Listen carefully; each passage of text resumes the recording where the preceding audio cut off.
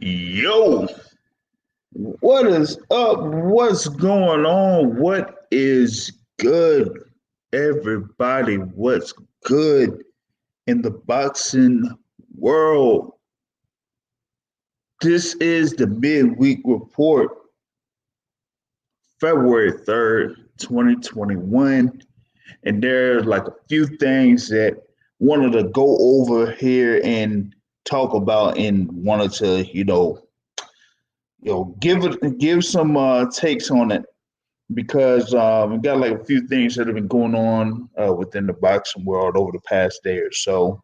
Um, one thing that I've wanted to talk about, reference to one particular fighter that I've covered multiple times over the course of the past year and a half. And so, I'm going to, get my take on that. Plus, the other thing here with looks like possibly Jermall Charlo wants that smoke with David Benavidez at 168 pounds. And also, we're going to talk a little bit about, this whole little rumor that was posted on Ring Magazine, man. Shout out to MVO and the MVO podcast in the building. What is happening? What's going on? What's good?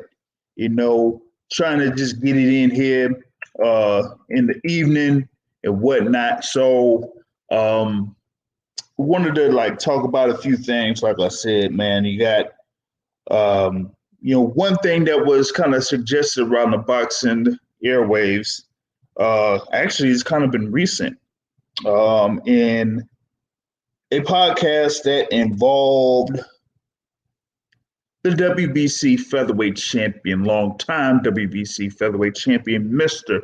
Gary Russell Jr. He had a conversation on the PBC podcast, which was posted earlier today. Yeah, man, we're gonna talk about it. We're gonna talk about it. Yeah, we're gonna talk about it, man. We're gonna talk about that joint, man. Yo, but yeah, I want to get back at it. WBC champion in the featherweight division, Gary Russell Jr.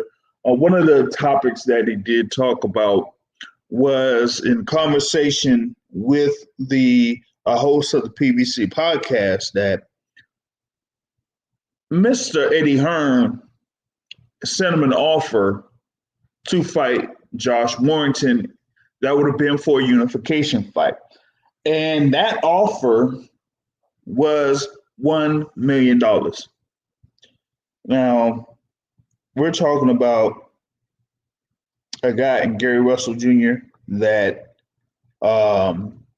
pretty much has had like $1 million or around that range in a couple of fights that he's had while defending the title. So why would he do that in a unification bout where he's already paying off for the WBC belt? He will win and beat Josh Warrington, so he'd be paying for the IBF belt. And the other thing is that you've had all this time, whether Josh Warrington has been with Eddie Hearn or with Frank Warren, and that is the best that they could do is $1 million for an offer, which is crazy, given that, you want to see if you could have Josh Warrington host a fight, a unification fight over in the UK. And you've had other instances where people have gotten more off of, kind of having either unification fights or just title defenses, right? So how is it that you're going to, basically, have that as one of the things that would, kind of say this would have been the biggest fight in the featherweight division? So how are you going to have Gary Russell be offered $1 million in a fight with Josh Warrington. They probably had a better offer or a more, lucrative offer for someone like a Carl Frampton when he fought Josh Warrington. And that was Frampton's first defense. That was, not Frampton, but Warrington's first defense of the IBF belt. Now, if y'all remember, Josh Warrington won that belt from Lee Selby as a mandatory contender to Lee Selby. And Gary Russell beat JoJo Diaz, who was a WBC mandatory, on the same day on Showtime. So you mean to tell me that you couldn't have Josh Warrington step up then when it could have been on Showtime? You would have had a lucrative deal for both fighters, and they wouldn't even consider it. That's crazy.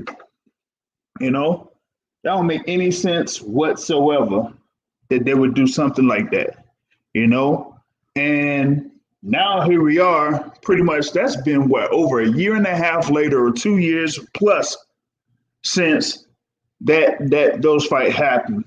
And this is what we get. But I wanted to bring in from MVO, representing the MVO, pretty much shutting down everyone in the MVO podcast, hitting with the grinding track, plus other things. And he is the reigning and defending president of the Deontay Wilder fan club.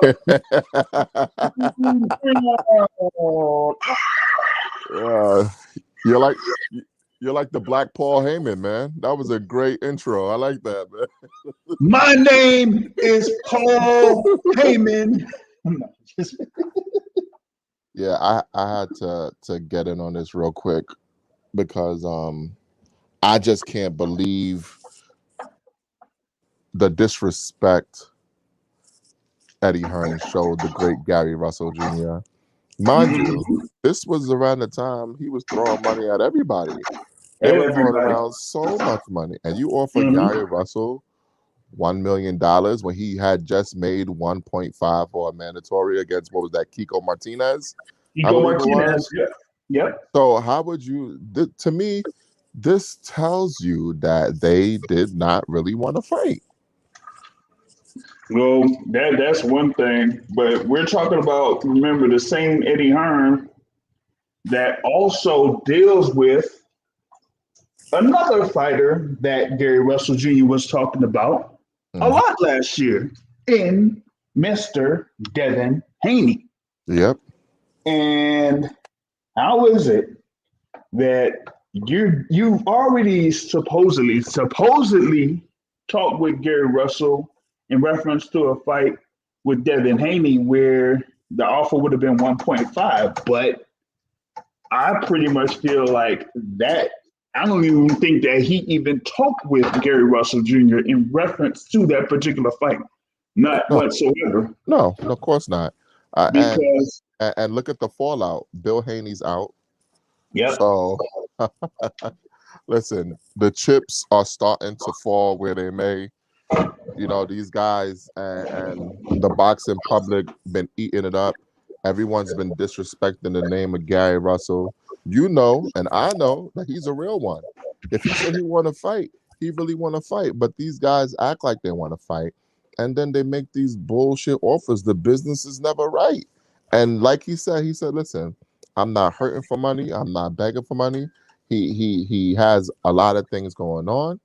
He's not gonna sit there and take any old bullshit offer. You gotta come to him respectfully at the business table. Oh yeah, without a doubt. And for someone to like kind of step to him after talking with him, I think it was either when Devin Haney had the fight against Antonio Moran, or maybe it was like another card that Matchroom had at the MGM National Harbor, where you had Eddie Hearn talking with Gary Russell. Mm-hmm. And all for that to come to say, okay, this is what we got for you. We'll work out something so we could get you $1 million in a unification fight where all parties know that the sanctioning bodies or the organizations are going to take a percentage off that. So you're going to definitely want more out of that deal. Absolutely. And all you have to do is look at who Josh Warrington has fought since he signed with Eddie Hearn. Absolutely nobody. So then, and he dropped his belt instead of rematching with Kid Galahad, who was a Eddie Hearn fighter. So these guys are full of it, man. They don't really want that smoke. Warrington don't want it. Devin Haney certainly didn't want it. They just talking, because to me, Gary Russell is low hanging fruit in boxing because the media members of boxing, they like to roast him because he fights once a year, blah, blah, blah.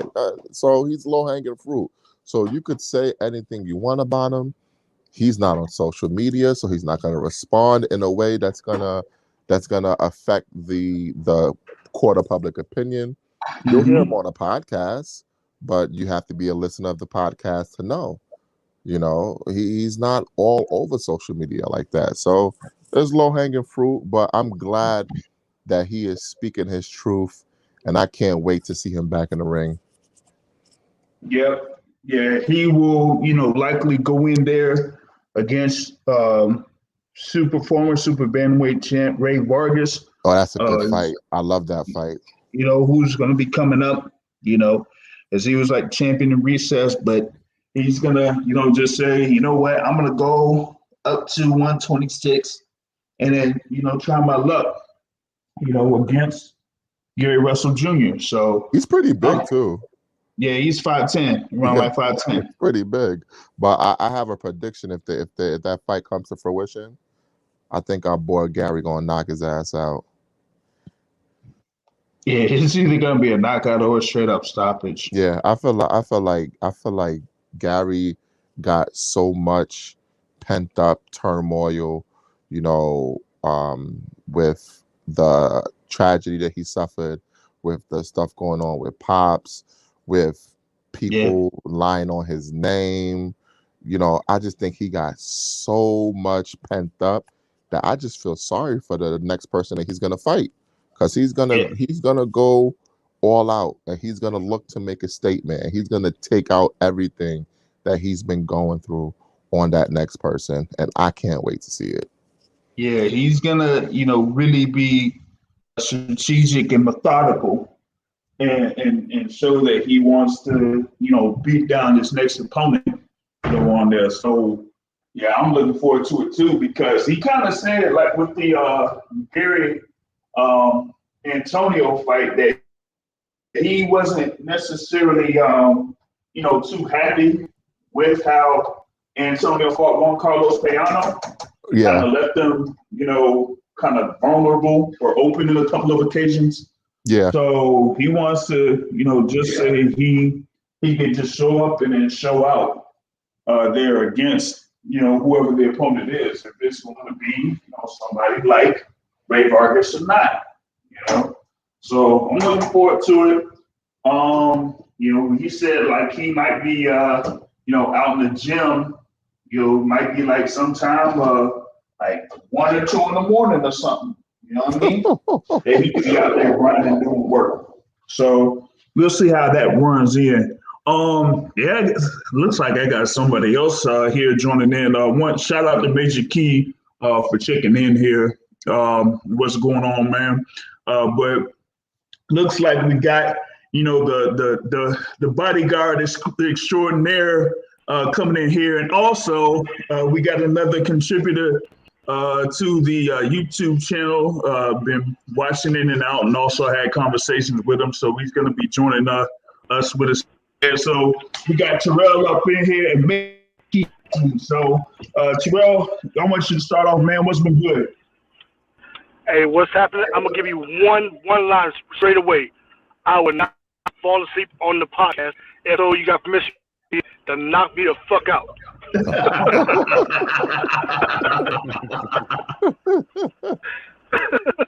Oh man. Yeah, I don't know who snuck up in there, man, and they were like listening, and then it was like, yo, I was gonna catch them like how they have the things where they take pictures of people sleeping. So I was been like, yo, had like a sound bite, man. They were sleeping like Mike Francesa. Yeah, man. Hey, So, you yeah, sure that what's wasn't that happening? boy? Are you sure that wasn't that boy doing that? Nah, nope, it was not. It was not. It was not. I can confirm it was not. He may not. He may be slipping on a couple of boxing events, but he was not. He was not Okay. on that thing, man. Okay, but no, it's great to get boxing starting to pick back up with events, storylines, things are developing different ways and stuff like that. So it's good to see all the stuff that's happening and ready to happen. So it's good to see that. Yeah, I feel you, man. Just want Key to check in here, and then I'm gonna add in another guest, man. Major Key, what's good with you? I'm chilling, brother. Thank you for having me on, man. I just got a quick question because I actually just got back to the crib. I'm in the whip, you know what I'm saying, and I'm about to head upstairs. But I wanted to ask y'all real quick because there's a lot of basically since this whole COVID, there's been a lot of different tactics being used. And obviously Bob Arum, of course, we all know he's a snake. You know what I'm saying? He's second to Don King. You know what I'm saying? They probably in the same category. They're in the same weight category for all time greatest being snakes in the game. You know what I mean? But then after that, we got with the PBC trying to do their thing. We got the Zone trying to do their thing. You got Golden Boy, of course. They seem to be in the background. Really, they got some good fighters, but really the way that they promoted themselves and at the end of 2020 when everybody started watching boxing again, they didn't seem to do the right moves, but Bob Arum immediately brought out 3 fights a week at the beginning, boom, boom, boom, boom, and then he was giving a lot of free fights, and so I got to give him credit for that. But at the end of the day, he also talked about something very important, and I want to know y'all's thoughts on this moving forward because of the fact that we're in COVID, and I know we're not going to go through this forever. You know what I'm saying? There's always some type of pandemic, like every 100 years there's something like this, and we just didn't have social media the last time that happened, but we're here, right? So when it comes to pricing for the fights, I know he was saying that, hey, we should have reduced the price for pay-per-views down to like $20, $30 per fight. What do you guys think about that? Do you guys think that's the future? Should it happen like that? And if so, why? I don't see it happening anytime soon here, but I'm going to add one guest on here. Shout out to YSM Sports Media checking. And yeah, I'll let y'all kind of like talk on it, man. But YSM, what's good? What's good with y'all? Yo, chilling, bro. All chilling, man. So what you think about Major Key's question about, pay-per-view prices and stuff like that?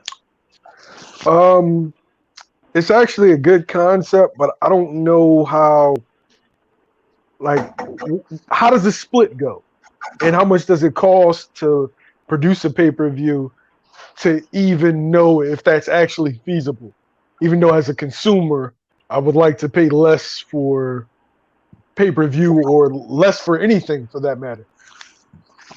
Right. So if we're thinking just in the United States, then obviously the market is less because we're just talking about one country, right? But if we're talking about like, as many countries as we can get to, which some platforms are trying to do. I don't know if Bob Arum has and no disrespect to because I don't want to see anybody die, but you know what I'm saying? Like he's already at the last days of his life, you know what I'm saying? So, you know what I mean? Unless he starts eating goji berries, you know what I'm saying, and moves to China, you know what I'm saying? Like eating all that shit that he's eating over here is not gonna really help him. So what I'm saying is that, if he continues on that route, he got a great concept, but we're talking about worldwide, and I don't think he's willing to negotiate worldwide because he's not even willing to negotiate here in the States. But if other people take on that concept and are younger and fresher and can kind of like take the time to recreate the market, I think that if you start bringing in every single country and all the continents, you know what I'm saying? I think that that's probably wiser for the future, or at least in the meantime, to bridge it back to $79.99. Not that I want to pay $79.99 per fight, but you know, if it gets back there and everybody's already going back to work and shit like that, you know what I mean? Like that seems more feasible to me. You know, Yeah, but just on a business side, you know. I feel you, but you're all right. So with that, now you're dealing with currency exchange rates and it's I understand just that. I understand that. I understand that. I understand. Trust me, I'm a businessman. No, I'm saying I like the concept, but it becomes so slippery because okay, they paying what $20, $25 in the UK. Well, In it the depends UK on it depends on what channel. yeah, That's the whole thing. Because I know sometimes it's with they only pay like $1.99 from what I heard. If they already yeah, got because they already got Sky Sports and it goes on Sky Sports. See what I'm saying? But in every other country, it's not the same. yeah, no. So in America, I'm not sure. Like, hey, Jr., what is Time Warner taking? Like, what is their cut of a pay-per-view? Cable companies They got take, that you know, about cut. 45%, 40% or something like that, you know. What'd you say, Matt? I said they got that Ms. Fufu cut. They want half. They want half. All right. Yeah, half, All right, yeah. so they taking 40. So they taking 45 to 50, right? And I'm not. They fufu like 2 nights ago. Yeah, I'm not even sure, man. I'm not even sure that they would. I feel like there's a reason why the price went up. When you say inflation, as far as like, you know, having it to where, okay, we want to have this on here. You want to have us be, you know, the names behind this event. It's going to cost this much because we're using our, you know, our people, our resources and everything like that in order to make it a pay-per-view. So if we need a certain amount of money to cover those expenses. So, Right. you know, when you have those numbers, it's like you have a so-called break-even point or whatever it is, because the promoters and the event has to cover the cost to actually have it on the pay-per-view, whether it's Showtime, HBO in the past, or whatever. So. Understood. And let me just piggyback off of that. So again, I understand business very well. That's why I posed the question, right? So it doesn't cost more to have other people in the same event with different cameras, right? The difference is that they want leverage in their own country, and so they may charge a cost to broadcast it in that country. You see what I'm saying? But at the end of the day, the distribution Exactly. But at the end of the day, you know what I'm saying? The promoter can also say, hey, you know what? We need a certain percentage because we're allowing you to do this. You see what I'm saying? So it comes to negotiating angles and leverage. So right. So that's where it becomes tricky. But at the end of the day, they'll handle that, especially if you have like experts like, you know, like I said, Bob Arum, you know, Eddie Hearn, you know, Al Heyman. You know what I'm saying? You're gonna have like people that know about this already in the game. And so, but I think if you bring this to more eyes across the world, right, you can lower the price because it's not just in the United States. You can lower the price because people are making money everywhere. You see what I'm saying? And that's what I'm talking about. Listen, wait, I got a question. Hold on. I think the solution to pay-per-view was solved by Floyd Mayweather. It's just nobody was paying attention and nobody wants to run with it. The further out you are from an event, the cheaper it costs. So what they were going to do with the Logan Paul Floyd Mayweather fight is, if you purchase it right away when it was available, the day of the announcement, then the pay was only going to be $20. And then after a certain date, it's going to be $40. And then closer to fight time, it's going to be the full $75. I think that's the perfect way to do it. You get people in early. That's a good idea. That's what they do at the club. That's what I'm saying. I'm a pugilist, bro, and I didn't buy that fight. I'm still not gonna. I don't even know if it's still live, and I watch boxing, but I still don't even know if it's gonna happen. The actual concept is great though, and I got a question. I got a question for y'all, and this is from from Matt and JR. It the NBA makes how much off of their television contract? Ooh, Oh, billions.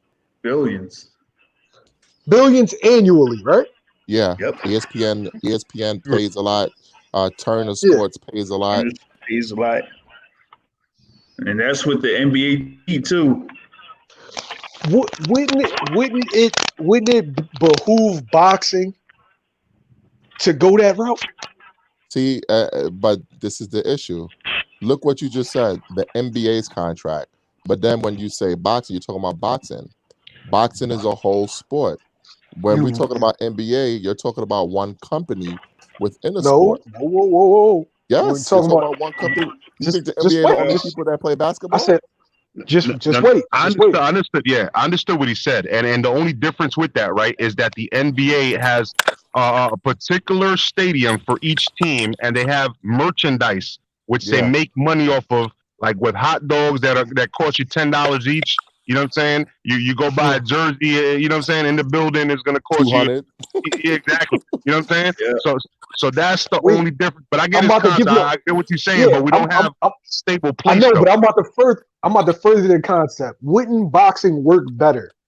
Like the NBA, like people, some people have the impression that the commissioner runs the NBA. No, the 32 owners run the NBA, and it's a board. Wouldn't boxing work best with that concept? Yeah, I agree. That's what I understand. I agree. But how is It's a far-fetched boxing? idea though, because you got to get them to agree. You can't even get fucking Mauricio Suleiman to agree which belt is more fucking popular. You know what I'm saying? Which one is undisputed? How is boxing supposed to create a board when you can't even get Tyson Fury to honor his rematch clause that he signed with? I know, y'all. I know. I know. I'm just saying the sport would work better. The sport would make more money with that concept. It would. My major block is not just the thing with the promoters, but the thing with the NBA is they also have the Players Association, and those players within that association, work with the owners, works with the commissioner, and they basically get mostly what they want. Out of the deals, whether it's their contracts, whether it's the TV deals or anything like that, they make sure that they get their percentage and they know what their worth is. And the thing is with boxing is a lot of the promoters don't value many of the boxers, and that's been happening for centuries. Yeah, ain't no boxing union. So. And that's a great idea, though. It's a great idea. If we had a bubble for boxing, you know what I'm saying, or at least locations where when you go to a particular place, like if the MGM Grand, for example, if that was just every time you went to Vegas, it was the MGM Grand, or every time you went to New York, it was the Barclays Center. You know what I'm saying? Every time you went to Texas, it was the Alamo Dome or whatever other place you want to. You know what I mean? Like I get the concept what he's trying to say. That it's a smart strategic concept. But it's just like the sanctioning bodies right now that they don't even agree with each other. You know what I'm saying? And also think about it from this also point to lower the cost of pay-per-view across the board. Sounds great, but at the same time, say like you got a let's say Errol Spence, Terrence Crawford in a pay-per-view fight, and you say that pay-per-view going to be $49.95. So that means that both those fighters will be getting significant less purses in that pay-per-view fight, even if you just fill out the rest card with just low-level talent. And I mean, if you're Errol Spence and Terrence Crawford, that fight's been built up for years. Are you going to take $2 million for that fight on a pay-per-view fight? No, you're not. No, you're not. No, I feel what you're saying, but you can look at the concept of when you sell the work. Now I'm about to get drug concept, but you got some people that sell the work for cheaper so they could sell more of it. Like, Earl and Terrence Crawford might do 500,000 buys at $49.95, but they could do 4 million buys at $20. Yeah, but how much? It's like who makes more, Del Frisco's or McDonald's? Yeah, and it also has to do with the worldwide thing too. That's what I was trying to say about earlier. It has to do with the worldwide thing. We can't just focus on trying to promote just internally here, because that's not what people are doing overseas. You know what I'm saying? They're promoting their shit over here. You know what I mean? Yeah. How Are we going? Are we? how you Japanese fighters got into our game right now? Japanese fighters are holding it down, and you know they're fucking fighting their asses off. And it's not like like let's be honest, you know what I'm saying? Like they have the same skill, but they got grit. You know what I'm saying? And it's making it interesting. But why? Is because they're promoting themselves over here. They're going across the pond. They're fighting over here, making the names known, and that's what our fighters need to do as well. You know what I mean? But yo, I'm gonna fall back, y'all. Great chopping it up with y'all, gentlemen. But my battery's running low, and like I said from the get go, I only had really one question. But since we got a little deeper, you know what I'm saying? I wanted to add on a little bit of value. But y'all have a great night. All right? I'm gonna listen from the background. All right, no doubt, Major T, man. I appreciate it. Yeah, but going off of that, though, the thing with distribution is, the cost of, having those rights. Like for example, you had the thing with, Fury and Wilder.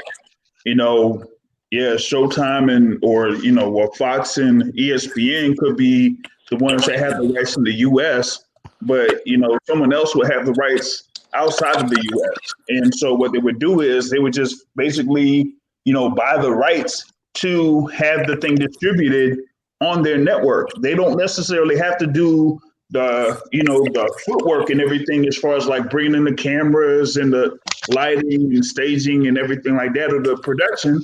All they do is just say, hey, we'll give you this amount of money, and then we'll send it out to, other parts of the world. And then if those people want to buy it, then we get the profits off of it. So that, kind of is why some of these other, places are able to get it cheaper, because those that kind of like try to buy the rights don't really have to pay that much off the front end in order to carry it. So, but yeah, that concept that, Floyd Mayweather has as far as like what his, upcoming pay-per-view was going to be, yeah, that was, pretty good.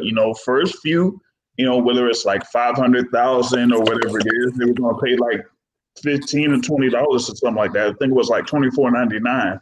Then it went up to $39.99, and then $49 or $59.99, and then by the day of, it was going to be like $69.99 or something. So if they kind of like adopt that concept, then that could probably work. But it's going to be a while before the likes of a Showtime or Fox or any of the major networks kind of relinquish that type of stronghold with that type of deal that they usually have. With boxing. So that's kind of like how that goes. I think Matt's concept could work, though. I think Matt's concept is probably the most feasible. Yeah. And if you told me today that I could buy, if you told me I could buy Crawford versus Spence for $20 right now, I'll purchase it right now. Yeah. And then the people who want to be last minute, the casuals who get sucked in at the last minute, let them pay the $80 or $100. That's fine. But let us hardcores who hear about it right away and get excited, I'll pay $20 right now. Easily. And I think it could probably work too if you because you have the thing where you could, what is it like? Not like a DAZN, not just like a DAZN, but Showtime offers their content, through, the web and stuff like that, through the internet. So anybody could access it through, their phones and stuff. So why not just say, hey, I just go on my phone, boop, boop, boop, and order something for $20, just like that. Not a problem, And the thing is like, with their zone, they're kind of phasing their way into making it where if you don't have the app or the programmer and stuff like that, that you pay like a certain price for that particular event, or if it's not like available immediately in your country, then you got to pay this extra one in order for it to be shown there. You know what I mean? So Hey, yo, Yeah. didn't they tell us that pay-per-view was dead, though? And then they turn around and do pay-per-views? Well, initially, but I think multiple people kind of said that, but that's crazy. Wanted to get into one other thing here. I mean, y'all missed a thing about Gary Russell Jr. talked about Josh Warrington and actually, I wanted to get your take on that. So Gary Russell Jr. I'm gonna repeat this. Gary Russell Jr. said that Eddie Hearn offered him $1 million for a fight with Josh Warrington. That would have been a unification. Now this is Disrespectful. going off of when Gary Russell Jr. was talking around and talking about, in 2019, he was talking with Eddie Hearn. And this is before Warrington was being signed by Matchroom.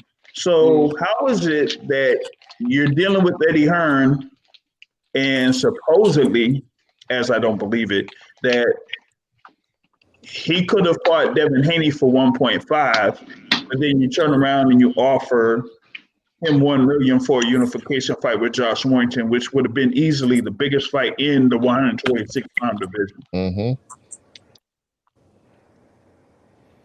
So that didn't make any sense. They're full of it.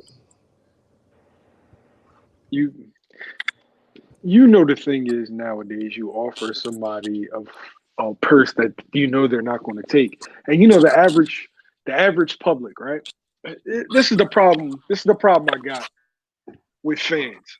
So fans only want to believe narratives that not the narratives that is true, not the narratives that make sense, the narrative that just goes along with whatever they already think. So it's widely known that PBC fighters make more than what is on the State Athletic Commission reported purse, right? It's widely known. I actually have knowledge on how they get paid, but they'll see like a $1 million purse and then be like, oh, well, you made $1 million fighting Sebastian Formella, but should I make $1 million fighting Terrence Crawford? Shouldn't I get more? Like, am I wrong? Oh, you're on point. Definitely on point. So I should get the same purse for Sebastian Formella as I do for Terrence Crawford. Like nobody even wants to explain that. Yeah, but you know how they're gonna explain it. What they're gonna say is, well, PBC overpaid their fighters to fight this guy, so this is just market correction. Because you don't want to see those Negroes making a lot of money, so PBC are overpaying these guys according to them. He's saying on the slide. Gary Russell made $1 million for fighting 1.5 against Kiko Martinez. Against Kiko Martinez, exactly. Not only did he make 1.5, he actually got a percentage of ticket sales. Yep. But somehow $1 million for Josh Warrington is what? And the average fan hears that, oh my gosh, you're ducking. You don't want the fight. It's like, bro, but these the same guys that switch jobs that's paying them $1 or $2 more an hour. But then they're going to tell you to leave $500,000 or $1 million on the table. Come on. On the table. Yeah. Come on. Makes 0 sense. And how much was Josh Warrington supposed to earn? Let's talk about that. Yeah, and this is the same Josh Warrington that, whether it's before he was with Hearn or after, didn't really pursue that Gary Russell fight, was talking about fighting somebody else each time and not really mentioning Gary Russell. And now he's not even the IBF champion anymore. So you mean to tell me that you want to explain yourself, getting yourself stripped, because one, you really didn't have your promoter make serious moves to unify against Gary Russell Jr., number one. Number two, you didn't even want to even try to hold off to make that Kanzu fight. That's number two. And then number three, to top it all off, You gave up your belt so that you wouldn't fight Kid Galahad again. Come on. Well, we already see the handwriting on the wall with Kid Galahad going to PBC. Yeah, he's going to get that Gary fight. You know what I mean? Yep. That's it. You know, he didn't go over there for kicks and get beat. Yo, Demetrius Andrade should take notes. No, that's what he should. If he should do that, that's what he should do. Because with Demetrius Andrade, there's only one fight that he could basically have while being under Matchroom. And if you're still holding that WBO title, you should be having that fight with Gennady Golovkin. And we all know that Gennady Golovkin ain't gonna do it. No. That's not a big. No, not Big Drummer Show. No, it's not Big Drummer Show. Big Drummer Show. No.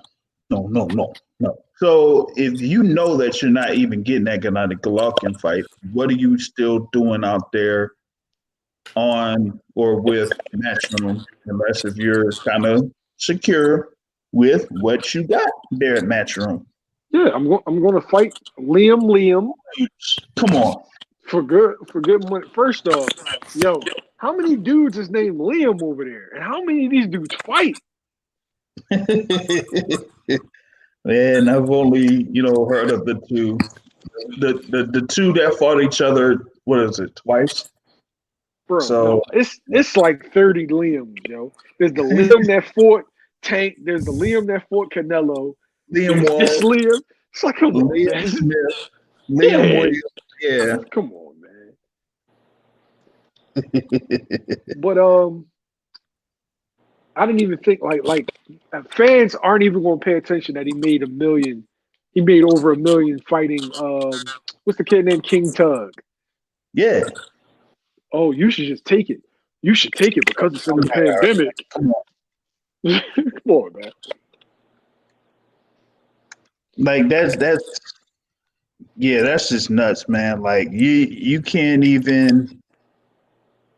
Like, man, they were saying like it was like above 1 million. It was like it could have been at least 1.2. As high as 1.6 for that Neon Buyer fight. So are you telling me you're offering me 1 million? That's disrespect there, man. That's disrespect. Straight up, So that's the thing with that, man. Other thing is, I guess it was like earlier today, on IG, man. I think you had the WBC middleweight champion Jermall Charlo on IG Live. And that was your Mel. Oh, that was right? Mel? Yeah, I think that was Mel. That was Mel that was live?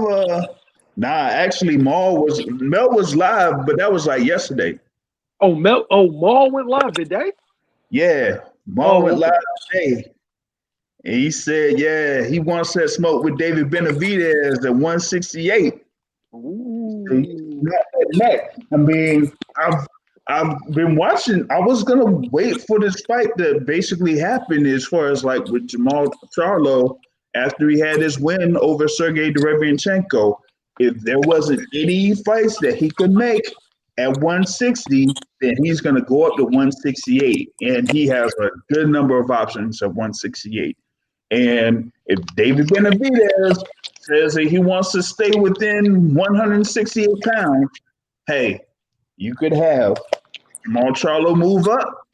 He would have that top position in the WBC rankings, especially after now since Yildirim will be out of the way.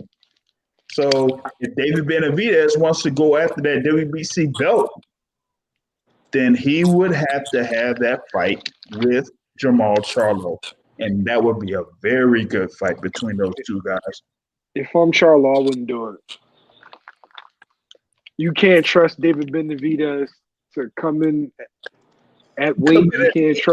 You can't trust him. So I'm not jumping up to 168 pounds if he's the guy that's going to welcome me. No, I need somebody who takes boxing seriously.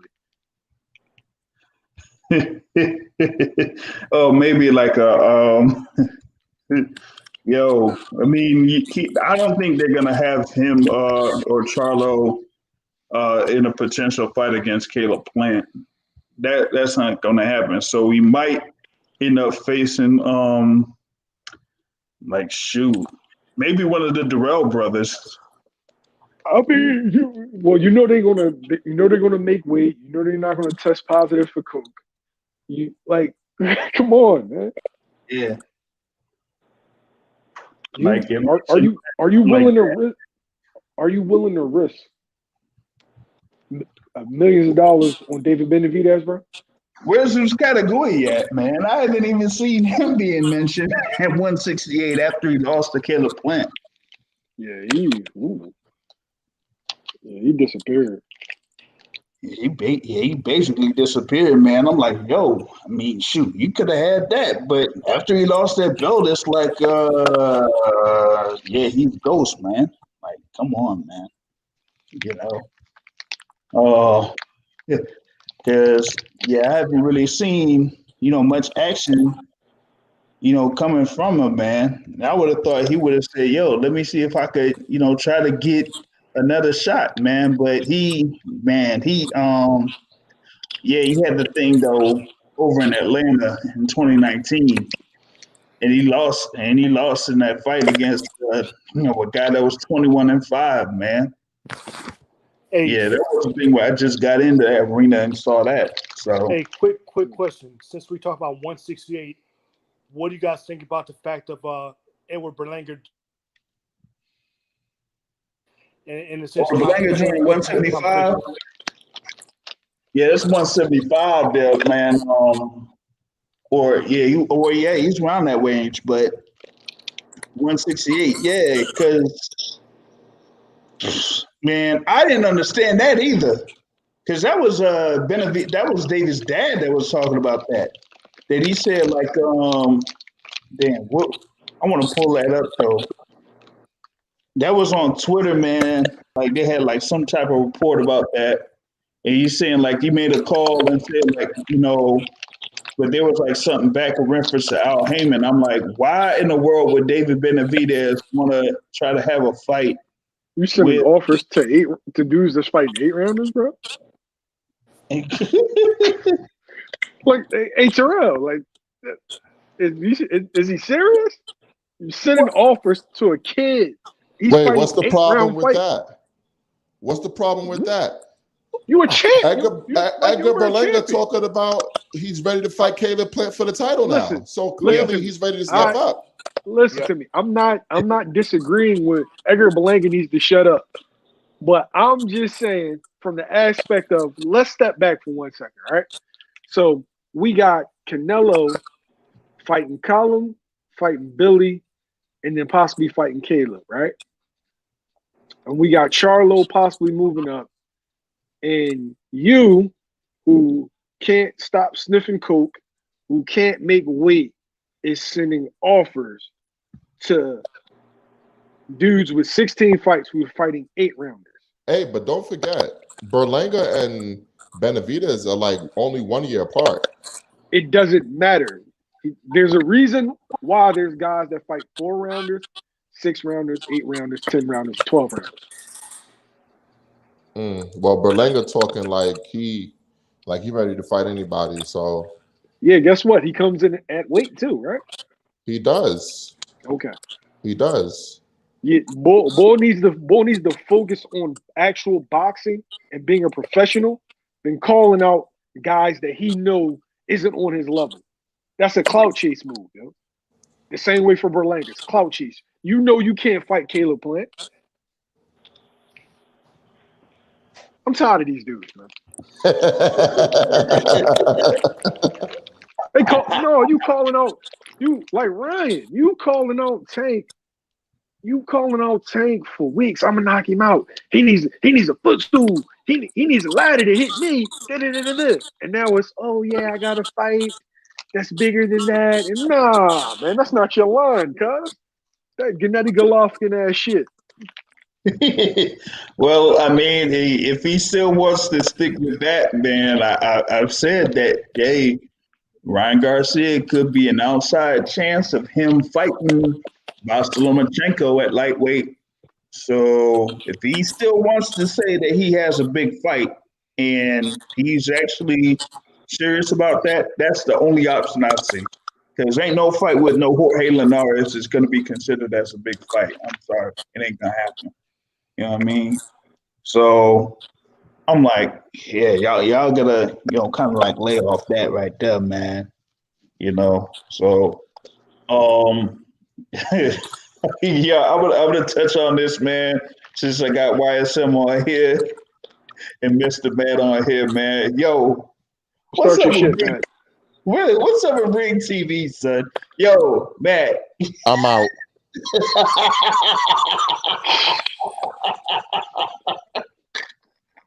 I don't want any parts of this conversation. I'm just gonna say what I said yesterday on social media. It was a piss poor article. It was one of the worst articles I've ever read, and it just adds to what I say about how trash the journalism in boxing is. Yo, see, hating fans. All they cared about is the fact that PBC could possibly anything that negatively shines on PBC. It's like, bro, did you see his sources, my nigga? You know what? Did you see the I'm source? surprised that this isn't something that Steve Kim didn't write. Oops, did I say that? Listen to me. But people are actually sharing it. It's like yo. Yo, I can't even get in. Matt's description of it doesn't even do it justice. Matt's description, when I seen it, I let out a gasp. Is that this is what it's come to? Yeah. That's bad. That's bad, yo. Hey, T, you running tractors out there or something? Like, what's going on out there? Nah, everything good, man. Just that's all. Everything good. I feel you, man. I feel you. I Hey, was Matt. like, yo, how is this that Ring TV is making this type of a post, but I gotta still be aware that Ring TV does kind of semi still deal with Oscar De La Hoya and things like that. Listen, But ever since Dougie Fisher took over, Ring TV has been trash. Nat Fleischer is rolling over in his grave. Ugh. Man, I don't understand it. They could have guys like Jake Donovan in there, or somebody like that. But this is just like crap, yo. Like where in the world do you come up with something like that, and then you run off from a video, not even like a direct source, where you go to somebody that's like in the boxing game within Fox or part of the, you can't even reach out to anybody in the executive team. Well, the funny part is he did reach out to a direct source, Tim Smith, and Tim Smith said, "Your source is high. What are you talking about?"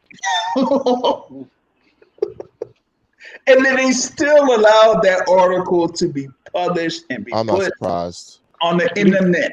But And listen, that's why I took a screenshot of it, because I don't want anyone to forget about this article. they If will. they delete it, I'll continue to post the screenshots. They deleted it 3 times yesterday and reposted it. Oh my God. Listen, it is absolutely positively laughable. Like, okay, let me walk this back. It is terrible. Terrible. As I'm reading it, I thought it was a Reddit post. Yeah, because that's the vibe. That's the vibe that it gave me, a Reddit post. And then when I seen the sources, like, and the funny thing is, I like the girl because she's nice. Yeah. but she doesn't even do this. Like, she does it very, very sparingly. She does it very sparingly, and she's not at the point where she can be used as a source in the article. I don't care about the source. I'm thinking more of where is the actual facts. Like where are the facts that you're laying out? This is supposed to be the quote unquote Bible of boxing. Where are they verifying this stuff from? But Matt, I'm looking at all sides of it though. Not just, you got to look at the source, because the source is you're saying that based off of this person's information, right? Yeah, but look at the author. That's what I look at. I know. This is the same guy who wrote a full-length article about some guy named Ringwalk John that faked cancer on boxing Twitter. He actually wrote an article about it, like anyone that watches boxing would care to read an article about some random dude on boxing Twitter. So you got to consider the author. This guy's a joke. He's a complete joke.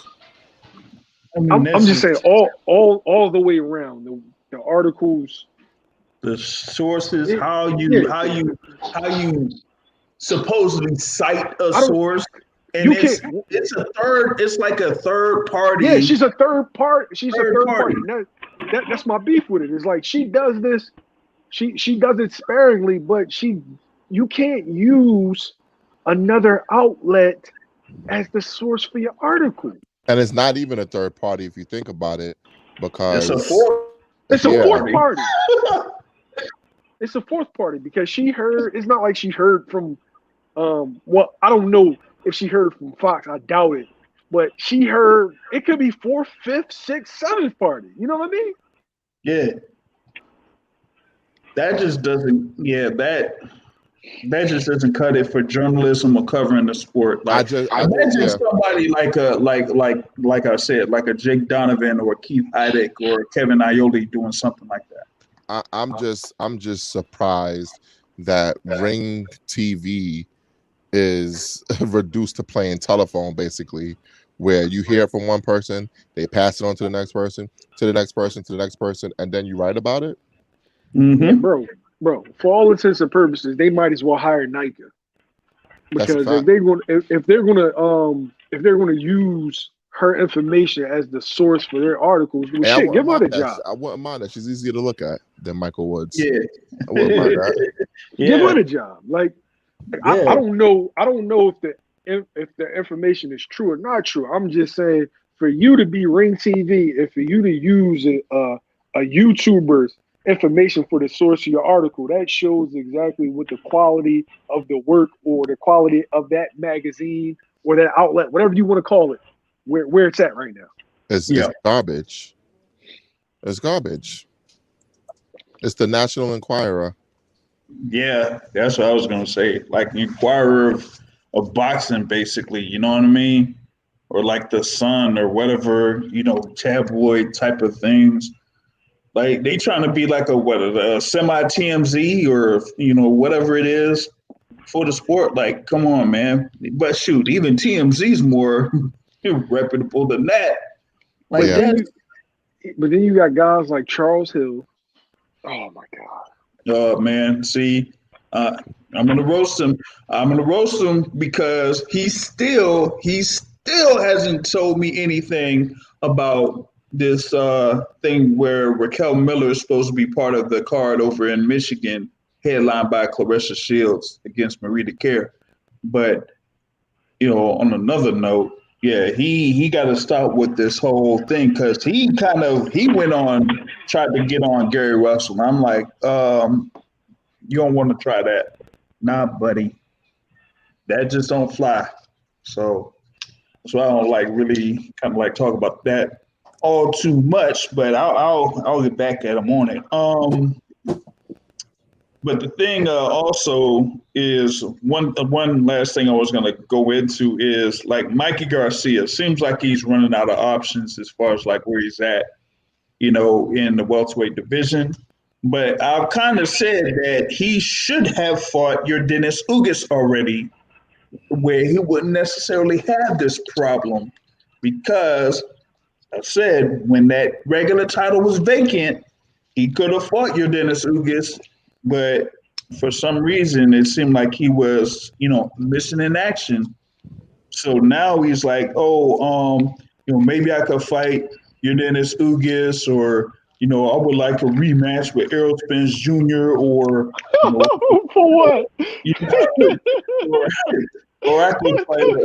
You know why he wants to fight Errol Spence Jr. in a rematch now, given where Errol Spence Jr. is, as far as like for pay-per-views and stuff like that. But other suggestions were Keith Thurman and Sean Porter, which was another person I felt like he could have fought. Or he needs to just fight somebody like Omar Figueroa. Yeah, you should fight like Omar Figueroa or something like that.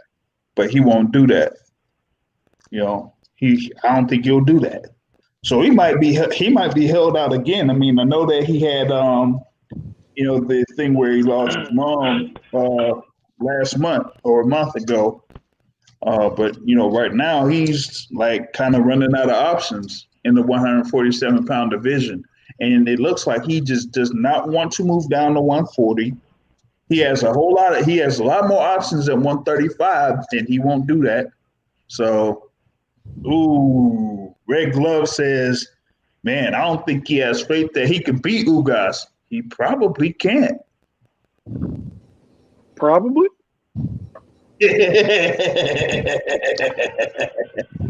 A Red Glove. Check this out, right?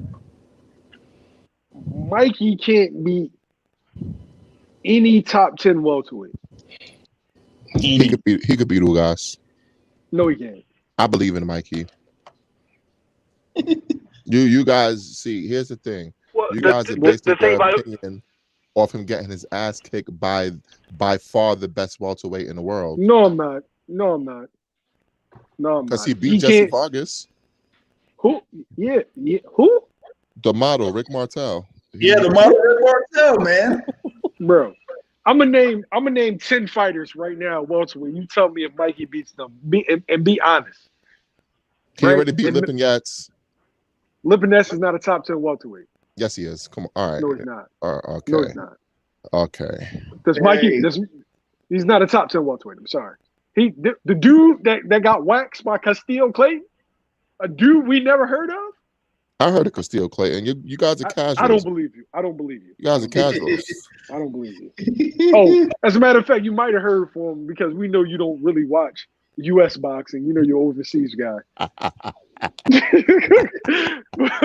But does he beat Virgil Ortiz? Yeah. What'd you say? Yeah. Mikey Garcia beats Virgil Ortiz. I'll say yeah. Absolutely. Yeah. Absolutely. I hate y'all both. Bro. I'm done. I hate y'all both. I hate y'all both. Hey, you know the crazy thing is, like I'm looking at like ratings from like the Premier Boxing Organization, and Virgil Ortiz isn't even in the top 15. Like, let me ask you a question. What have you seen from Virgil Ortiz that make you think he could get any wins off Mikey Garcia? Everything. Mikey at 147 pounds is shaped like a Pep Boys mechanic. Come on, man. Did you see him with his shirt off? He got a body of an out of shape kangaroo. Come on, man. Let's stop. Let's stop, yo. But he could still Mikey Garcia. Virgil stops him. Boots stops him. No, my gosh. Are you serious? Here's the thing with Mikey Garcia. Are you serious, bro? I don't like Mikey Garcia at 147 mainly because of what Sim's talking about. I don't think he moves very well at all at 147. He kind of punches very well though. He does kind of punch very well, but what good if it can't hurt the guy that's across the ring? He knocked down Jesse Vargas. Jesse Vargas is very durable. Let me get this in. You guys just remember at one point we already know that Mikey Garcia was a class of 35. This guy 2 weight classes for the money. He's here at 147 for the money. So he can compete and maybe win a few fights. But like you guys said, with the top division, he's not going to beat these guys. He's not going to be Thurman. He's not going to be Danny Garcia. He's not going to be Porter. Oh my He's God. not. He will compete because he's a veteran. He knows how to box. He knows how to stay away from the power shots. He knows that. But as far as being able to actually secure a win, he's not going to do that. That's The why he's only so guy, bold to say, the "Let me only fight guy, this again." the only guy Mikey can't compete with is Spence. That's it. Are you? He can compete with everybody Kick- else at 147. Kick him off. Kick him off right now. Whoa! Kick him off right now. Whoa! Yo, where is my steak? Fuck all that, Mikey. Where's my steak? Cuz? Listen, the contract on the stake expired. Oh, Matthew Fury. Is that what we doing? Oh, man, Is that what we doing? Nah, I can't. Is that what we can't. doing? All right. We're gonna go to arbitration for this shit. Nah, man. I'm gonna at least get a bodega platter out of you. You guys are really underrating Mikey Garcia. That's a shame. Mikey at 147 It's amazing. is what he's garbage. done. Mikey at 147 pounds. Mikey at 147. I'm a big Mikey Garcia fan. Mikey at 147 is garbage. He's 1-1. Same here. He's He 1-1. is garbage. He's 1-1 at 147. He You saw him against Spence. He is garbage. He beat Let me ask Jesse you a Vargas. question. Let me ask you a question. Did Danny Garcia look much better against Spence? I don't think so. Danny Garcia is a much better fighter than Mikey Garcia at 147 pounds. No. Listen, Spence just beats these guys into submission, man. That's what you're not understanding. There's nobody else like Spence at 147. Mikey Garcia can beat anyone else. He's pretty much coming down from 168. No, Hey, yo, listen to me. I can't wait till that man crosses the waters and beats the dog shit out of Spence. Because it's coming. Oh, yes, please. It's coming. Oh, it's coming. Oh, it's coming. I have a prediction.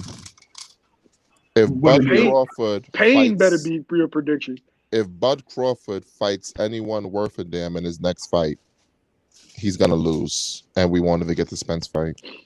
Man, I got a prediction. Spence can't even beat Boots. That's my prediction. Oh, Boots? Who cares about Boots? Who cares about Boots? Come on, man. Boots will beat that ass. Listen, I'm sure he's a good fighter. Boots will beat that ass. He wouldn't. You're just saying that because he's from Philly. Boots will beat that ass, yo. Come on, man. I'm saying that man, that's that big either, man. I'm sorry. I'm like, I was there, man. I'm like, he bigger than Spence. Not a lot of people know that. Vargas and remember what happened near the end of that fight? It was almost like Vargas versus Bradley all over again. Listen, Virgil Ortiz will get smoked by Mikey Garcia. Mikey Garcia taught Virgil Ortiz everything he knows. Okay, Virgil Boots ain't Ortiz ready. Virgil Boots ain't Ortiz. ready. You wildin'. Virgil Ortiz is walking through that shit. Boots will stop Mikey. Boots will stop Mikey in 3 rounds. Oh my gosh. Easy work. Anyway, I just wish that Mikey could do business with Top Rank, because I would love to see Mikey versus Crawford. I would love it. You wouldn't love that. I would love it, just so you guys can see how different Errol Spence is. Because y'all just don't understand. Y'all saw Errol Spence beat him so easily that y'all think he's trash at 147. And he's only had 2 fights, one with Spence, one with Vargas. He's 1-1. He's 1-1. 147. Oh, okay, where do you rate Vargas at? Let me ask you that. Vargas before the Mikey fight. No. I'm asking you, what do you rate him at right now? Go. He's about, I'd say, top 15. He's in the 11 to 15 range at welterweight. Agreed. And that's where I had him before the Mikey fight. I had him about 12 or 13. To me, he might not even be in the top 15 anymore. All right, give me your top 10 welterweights real quick, if you have it handy. My top 10. Yeah, welterweights. Okay. Number one will probably be Earl Spence. Okay. Number two, Terrence Crawford. Number three, Keith Thurman. Wow. Yes. Okay. Are we putting Manny Pacquiao in this? Because he doesn't even. I'm just trying to figure out why. Yeah, Manny Pacquiao... he's the champion. He is the WBA champion in recess. I'm saying no. I'm asking. Manny Pacquiao should be number two. I'm saying I'm not even putting him on. He's been out of the ring for longer than a year. Okay. So if we're putting him in this, then yeah, I would put Manny Pacquiao number two, and then put Crawford number three, put Keith number four, Sean Porter number five, Danny number six, number seven, Ugas. That's exactly what I got. I got Mikey Garcia number 8. No, get out of my face. Number 8, Jermall James. Ooh. Number 9, Virgil Ortiz. Number 10, Jaron Ennis. So you got them ahead of Mikey and Lipinets. Yes. That's interesting. Yo, Boots is gonna beat the. I just seen Lipinets get waxed by Castillo Clayton. Get out of my face, man. Listen, I hope. I want you to watch what Boots does to Lipinets. I want you to watch this. I want you to watch it. I want you to watch it. I'm rooting for him. Don't root. Stay exactly where you at. Don't root for him. Stay where you at. Stay where you at. I want you on FaceTime. He don't want you on this side. No, I want you on FaceTime and watch what he does to that kid. And I'm mad. You said he a top 10. You said Lipinets is a top 10 top 10 welterweight, right? And that would be an excellent win for Boots against the top 10 welterweight. I want you to watch what happens. It's not even going to be competitive. I want you to watch what happens. You're going to find out what it looks like. You're going to be a blowout. Landslide. We'll see. We bet the steak. I said we bet another steak on that. My girl likes steak. I told you I'm rooting for him. I can't bet against the guy I'm rooting for. I like this Boots and this guy. He's a good guy. I want him to do well. But he's just not top of the division yet. He's not top 10 yet. He's done nothing to warrant being top 10. Hey, yo, where's Edgar Berlanga from? He's from the Bronx? I believe so. No, he's from Brooklyn. He's from Brooklyn? And you hating on it? I'm not hating on him. I gotta take a drive up there. I gotta tell these Brooklyn dudes what's going on with you. Listen, all I'm saying is I don't have a problem. But here's the thing though. Even if you say that, all you gotta tell them what the location is or where Mr. Matt be hanging at, and they won't go there because it's too far for them. Listen, I don't hate on Berlanga. I'm just saying I don't think that we should laugh at Benavidez for wanting to fight him because he wants to fight Caleb Plant. So come get some. Keith this. Come get some. Come get some. I'm gonna call Keith. He shouldn't talk if you're not going to fight. Like, it's never been acceptable from the time we were little kids to challenge a man to a fight and then not show up for it. It's just not acceptable. Even in kindergarten, what's going to happen? 3 o'clock, we meeting by the jungle gym and we're going to get it on. You know, it's never been acceptable. So don't talk. Well, it actually has been acceptable with UK fans, with Gennady Golovkin. Oh my gosh, yes. Listen. You preaching to the choir, brother. Gennady Golovkin was like, "Oh yeah, I fight Andre Wood now." Yeah, big drama show when Warren was out with the injury and the promotional issues. Soon as Warren come back, all of a sudden, oh, he's inactive. He doesn't bring fans. Yeah, he's too big. Yeah, I was like, wow, that escalated quickly. Like, come on, man. Whoa. So now you want to change up on folks. Yo, and just like when Earl Spence told Terrence Crawford to get a belt, and he got the belt, and then before that he wanted to fight Jeff Horn, and then when Terrence Crawford, then it became the side of the street. It's weird. Yeah. I'm sorry. Kind of what was like that, Matt. Kind of like you heard me. Kind of like that, right, Matt? No, listen, Bud Crawford, his promoter ain't got no money. It's different. That's why the fights ain't happening. His promoter ain't got no money. I said, but what does that got to do with what I said? Listen, if Terrence Crawford wanted to fight Errol Spence, he could have went for the IBF belt instead of the WBO. He just wanted to get the easy belt. I'm not disputing method. WBO, I'm not disputing any of that. I'm talking about what Earl Spence said. Correct. Look at your boy Shakur. That's not Shakur's not my boy. He's not my boy. That's your boy. No, he picked up a belt against his girlfriend's brother. Never defended it. Yeah. Talked a bunch of junk. Navarrete moves up and then he vacates. Why not fight Navarrete? Who else are you fighting? Nobody. Hey, JR, do I not criticize the Shakur Stevenson situation? Yeah. I feel like people give him a pass. He gets off scot-free. Everybody else, oh, you got to fight the best. You got to fight the best. Shakur just walked past whistling. Nobody says a word. Oh, Dev. When Dev going to fight somebody? Oh, when is Ryan going to fight somebody? I'm like, bro, when is Shakur going to fight somebody? What the fuck? He in there with turkeys. And I ain't talking about your regular joints that you get. I'm talking about big Thanksgiving butter balls, 20 pounds. Turkey.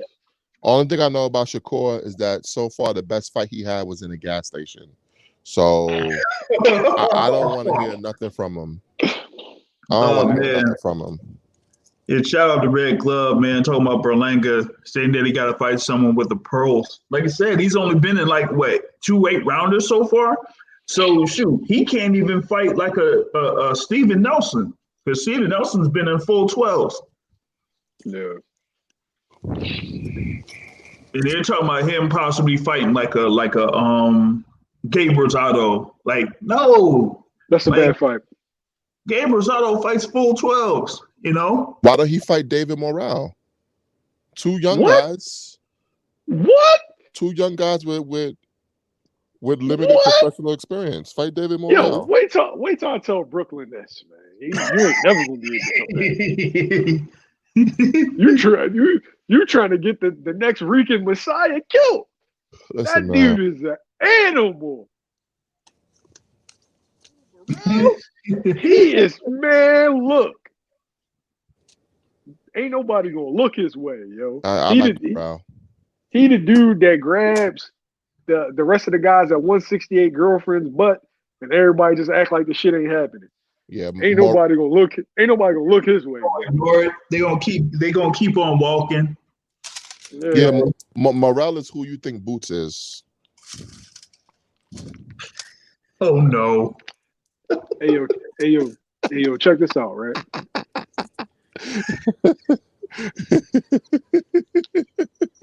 Did you see Chris Bay here? His head split open, but he was relieved. Yeah. He was relieved because he saw what was coming. What was coming. And yeah, Boots was getting ready to send him to hell the next round. You always be championing the Mexican fighters. How did Angelo Leo look with that kid from West Philly? How'd that go? I thought Stephen Fulton looked excellent. How'd it go? He looked excellent. And I don't always champion the Mexican fighters. Come on, man. How dare you? I just love Canelo. Canelo. Yeah, it's only Canelo. That's it. I just love Canelo. That's it. El Gran Campeon. Yeah, man. So you want to see Canelo versus Spence, right? Oh, yes. At 160? Absolutely. You're a fool. Spence could beat him. Spence could what? Spence could beat him. I don't care what you say. Spence could beat him. Spence could what? Spence could beat him. Beat who? Come on, man. Could beat Bud? Man, Spence can't even beat Charlo. Well, him and Charlo won't fight. Him and Charlo won't fight because they cool. They lions only. Spence can't beat no elite fighter at 154 pounds, bro. Wow. Well, there's only one elite fighter at 154. He can't beat Tony Harrison. He can't beat none of them dudes. Oh, he would whoop Tony Harrison's ass, man. Come on. So he beat Jared Hurd? Oh yeah. Oh yeah. What the fuck? Oh, Jay, you know who I ain't gonna mention. You know who I ain't gonna mention at 154. Oh my God. Because we were talking about that as a possible fight at 154. He'll beat Please. Lupin. He'll beat Please Castano. Please stop it. You talking about J-Rock? Yo, Stop it, bro. He can't even beat J-Rock, bro. He would Stop send it. J-Rock to hell. How? J-Rock's not that good. He couldn't even send Mikey to hell. Get out my face, man. He's struggling to knock out 135 pounders, but I'm supposed to believe he's gonna go up and fight Canelo. Yeah. I ain't even gonna call could Canelo. win. I'm supposed to think he could go up and beat Saul. He can't beat Canelo. He can't even beat Saul, the regular guy, the guy that be taking pictures on the ranch. He can't even beat him. Well, when they fight in 2022, you just remember who told you that he could beat him. How much money you gonna put down on that? So he's gonna go up 2 divisions to fight Canelo, who's gonna end up coming down from 168. Yes. Is it a trip? Is it a trip that Sue's on you? Man, Sue's closed down, man. Are you serious? Yeah. What the fuck? They close it down every strip club in New York City, man. Oh, what? Yeah, yo, we got man, Cuomo. What is going on? Noise complaints. Oh.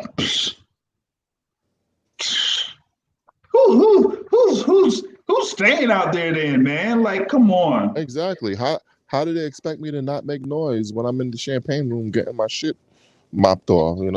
What am I supposed to do? Be silent? He's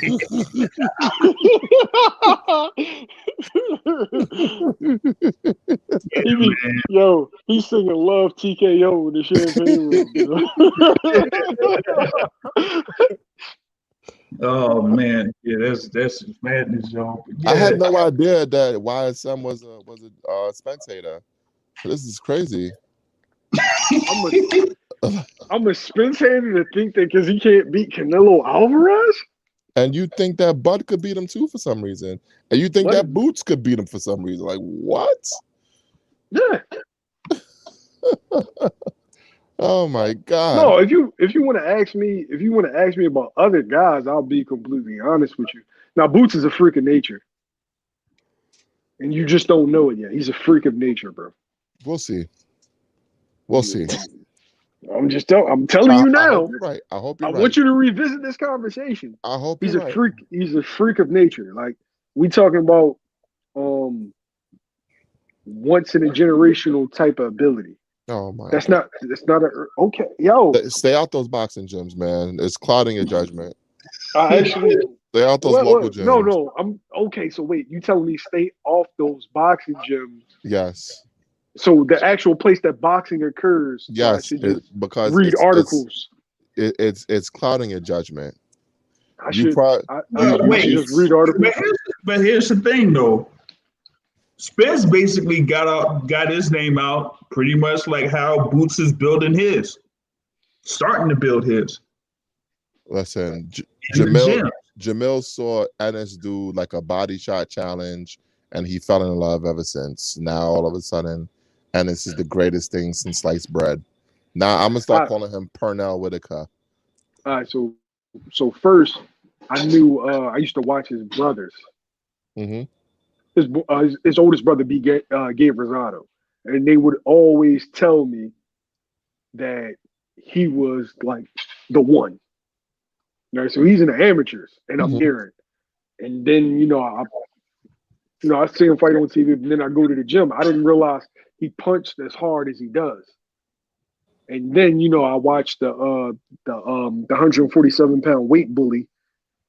And that just his game plan is like, hey, look, I am bigger than you, and I'm just going to throw a lot of punches, and I'm a southpaw. So that makes me the best at this particular weight class. But what about that jab? Errol Spence has the best jab in the division. Oh man. What? What about that jab?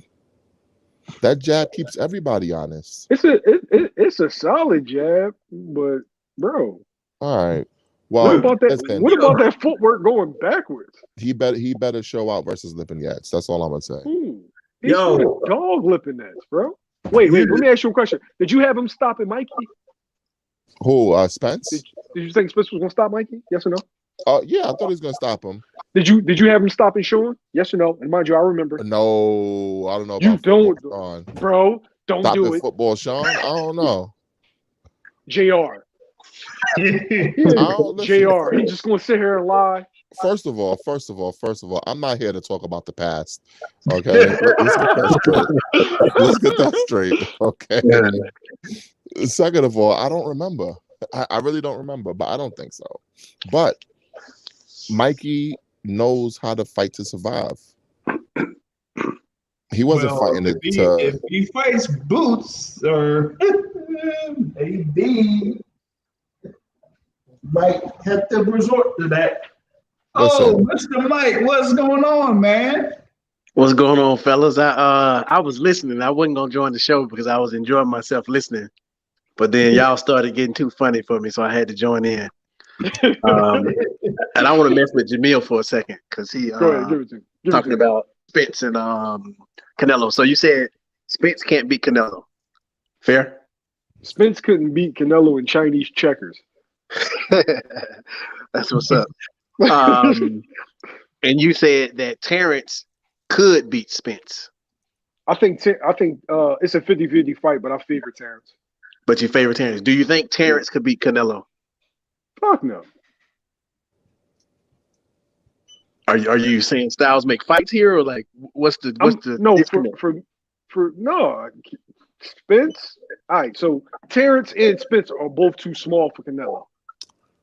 Now, if they were comparable in size, then it's a better fight. But them jumping up 2 weight classes, I think it's too much to a fighter that's skilled and can punch. Gotcha. Okay, that didn't go across our thought. That's a good point, though. Yeah, Canelo has better timing than probably both those guys too. So he's better defensively too. Mm-hmm. It's just a bad fight. Could I see Spence beating Crawford? Yeah, I guess like vice versa. The fight could go either way. I just at this particular time and coming off that accident, I favor Crawford in this particular fight. I can't see how Crawford beats him. Even Bob Arum said that Crawford struggles with southpaws with power. That's why he didn't really make the Manny fight. Well, no, Crawford struggles. He struggles against the jab.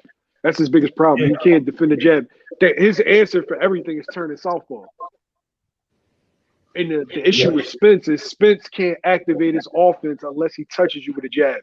Whether it's he touches your glove or he hits you with a jab.